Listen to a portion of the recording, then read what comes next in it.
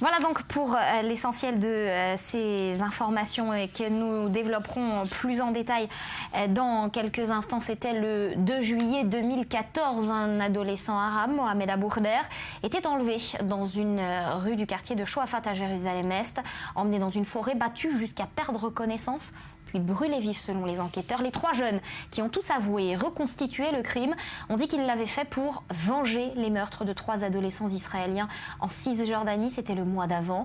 Par une cellule du Hamas, on revient sur les faits en images.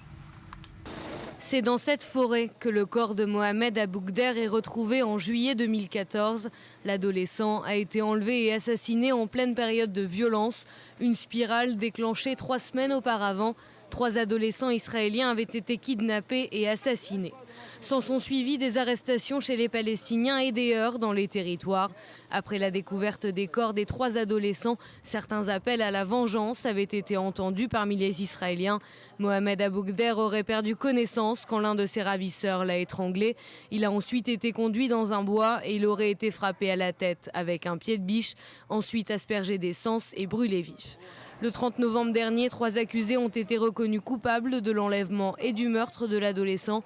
La justice avait décidé de se laisser du temps pour se prononcer sur l'état mental de l'un d'entre eux, Youssef Rahim Ben David, seul majeur au moment des faits. À cette époque, les tirs de roquettes du Hamas sur Israël et les raids israéliens sur la bande de Gaza se sont multipliés.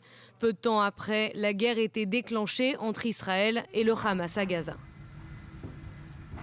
Voilà le verdict qui est donc attendu cet après-midi en Israël. Dror Even-Sapir, vous nous avez rejoint sur ce plateau. Alors on reste en Israël, mais on prend la direction de la Suède. Ça va être, on va parler d'une déclaration controversée, une de plus finalement. La ministre suédoise des Affaires étrangères, et elle concerne une fois de plus le conflit israélo-palestinien. Dror, de quoi s'agit-il? Ça s'est passé hier dans l'enceinte du Parlement suédois et Margot Wallström, j'espère que je prononce bien son patronyme, s'est donc exprimée une fois de plus sur le conflit israélo-palestinien avec cette petite phrase qu'on va voir s'afficher à l'écran tout de suite, en tout cas je l'espère.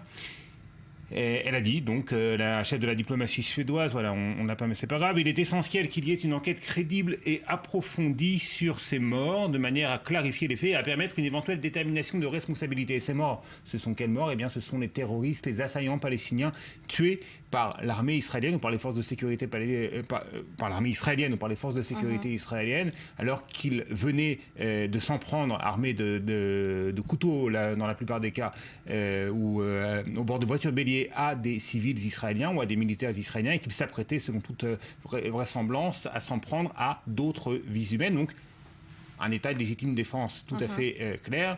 Et apparemment, la ministre suédoise des Affaires étrangères n'est pas de cet avis. Bon, c'est pas la première fois qu'elle se fait remarquer par ses positions plutôt hostiles à l'égard d'Israël. Non, c'est pas la première fois. On peut même parler d'obsession presque pour cette personnalité politique suédoise. Il y a déjà quelques semaines, elle avait abordé cette question des terroristes ou des assaillants palestiniens tués par les forces de sécurité israéliennes alors qu'ils venaient de commettre des attentats, en parlant d'exécution extrajudiciaire et en parlant d'usage disproportionné de la force. Et puis, autre déclaration peut-être, et là vraiment on est presque dans le délire, parce que suite aux attentats en France du 13 novembre dernier, eh bien, Madame Wallström avait déclaré que ces attentats étaient liés à la non-résolution du conflit israélo-palestinien. Selon tous les experts, c'est très éloigné des motivations des terroristes du Daesh. Alors au-delà du caractère excessif des propos de la ministre, il faut rappeler que ces propos ont été prononcés dans un contexte tendu dans les relations entre Israël et l'Union européenne. Alors il faut